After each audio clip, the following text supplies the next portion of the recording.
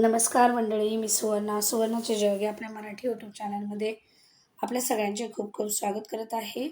तर बघा, आजची रेसिपी दिसते ना एकदम मस्त, डिलिशियस, यम्मी आणि टेस्टी. तर आज आपण बनवतोय हलवा, आणि तोही तांदळाचा किंवा शेवयांचा किंवा रव्याचा वापर न करता. तर नक्कीच व्हिडिओ बघत राहा. चला तर मग रेसिपीला सुरुवात करूया. बघा, पहिल्यांदा दिसते ना एकदम यम्मी आणि टेस्टी असा हलवा, आणि पुरी पण एकदम मस्त झालेली आहे. तर सुरुवातीला आपण काय करतोय ना, पुरी बनवायला घेतोय. त्यासाठी बघा, मी 1 वाटी गव्हाचं पीठ घेतलेलं आहे आणि 1 वाटी मैदा घेतलेला आहे. तर हे व्यवस्थित काय करायचं, आपल्याला चाळून घ्यायचं आहे. तुम्हाला हवं असेल तर तुम्ही नुसती मैद्याची किंवा नुसती गव्हाची सुद्धा पुरी बनवू शकता.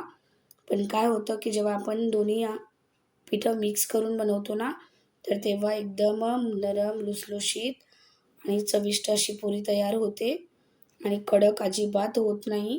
तर बघा, आता यामध्ये मी घालते आहे थोडंसं ओवा.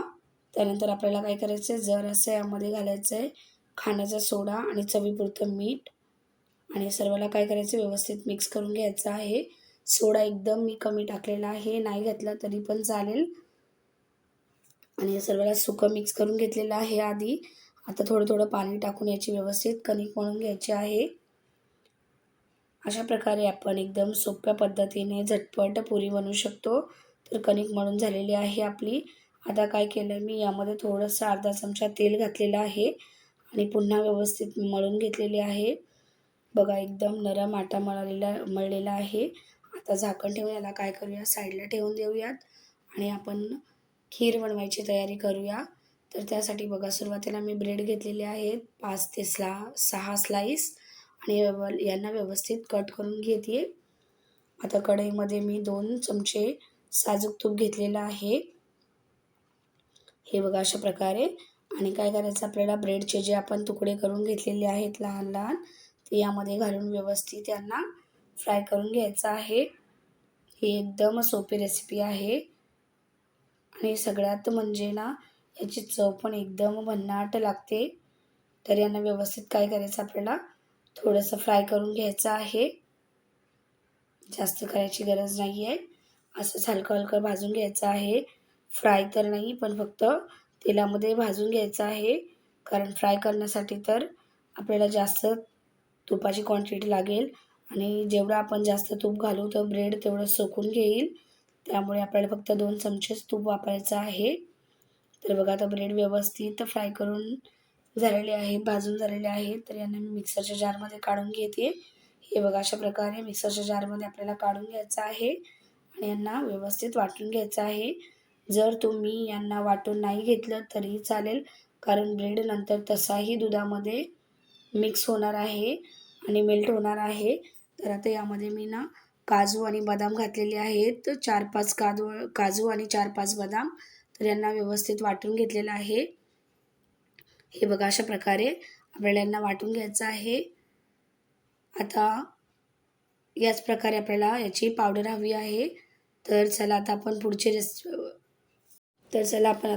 स्टेप सुरू करूयात. तर त्यासाठी बघा, सुरुवातीला मी अर्धा लिटर दूध घेतलेलं आहे. तर दूध घेताना जरा म्हशीचं घ्या, म्हणजे काय होतं की याची चव मस्त येते. हे बघा, आता दुधाला व्यवस्थित उकळी आलेली आहे. या स्टेजवरती आपल्याला काय करायचं आहे, जे आपण ब्रेडचं मिश्रण करून ठेवलं होतं ते यामध्ये घालून घ्यायचं आहे. हे बघा, अशा प्रकारे.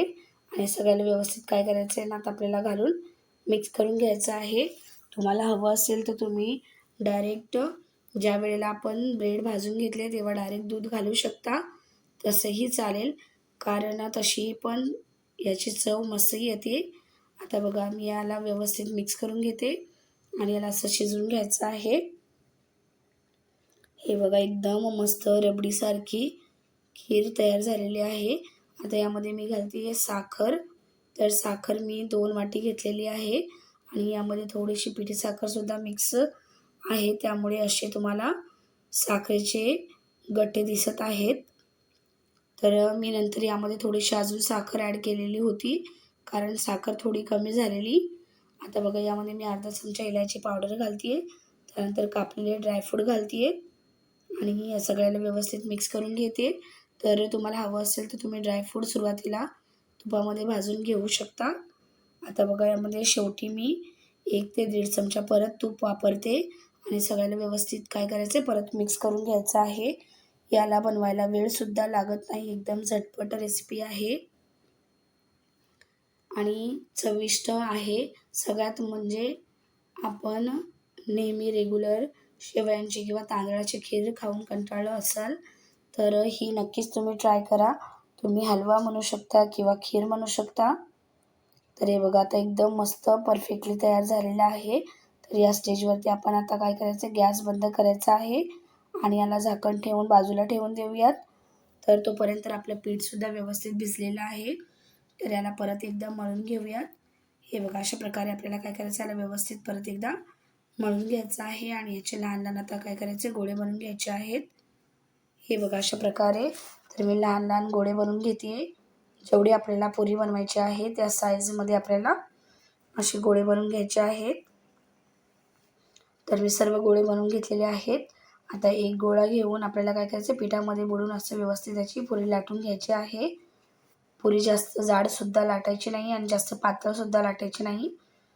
हे बघा मी दाखवते अशा प्रकारेच आपल्याला करायचे आहे. तर पुरी व्यवस्थित लाटून झालेली आहे, तेलसुद्धा गरम झालेलं आहे. तर आता मी यांना फ्राय करून घेते. हे बघा अशा प्रकारे आपल्याला फ्राय करायची आहे आणि किती मस्त टम्म फुगलेली आहे बघा, एकदम मस्त. तुम्ही सोडा यामध्ये नाही जरी घातला तरीसुद्धा ही पुरी अशीच फुलते. तर हे बघा किती मस्त दिसते एकदम. तर मी काढून घेते. अशाच प्रकारे दुसरीसुद्धा आपण यामध्ये फ्राय करून घेऊयात. हे बघा तर आपल्या पुऱ्या व्यवस्थित फ्राय करून झालेल्या आहेत. बघा किती मस्त एकदम फुललेली आहे, एकदम टम फुगलेली आहे. तर आता काय करायचं, यांना काढून घ्यायचं आहे आपल्याला. हे बघा आपली रेसिपी एकदम परफेक्टली रेडी आहे, हलवा पुरी. जर तुम्हाला माझ्या रेसिपीज आवडत असतील आणि जर तुम्हाला अशाच नवीन रेसिपी बघायच्या असतील तर प्लीज माझ्या चॅनलला लाईक करा, शेअर करा, कमेंट करा, सबस्क्राईब करा. हे बघा अशा प्रकारे आपली एकदम परफेक्टली रेसिपी तयार आहे. तर मी पुरीसुद्धा दाखवते तुम्हाला. बघा किती एकदम नरम लुसलुशीत झालेले आहे आणि एकदम मस्त दिसत आहे. बघा किती दिसते ना मस्त. तर व्हिडिओ बघण्यासाठी तुमचे मनापासून खूप खूप धन्यवाद.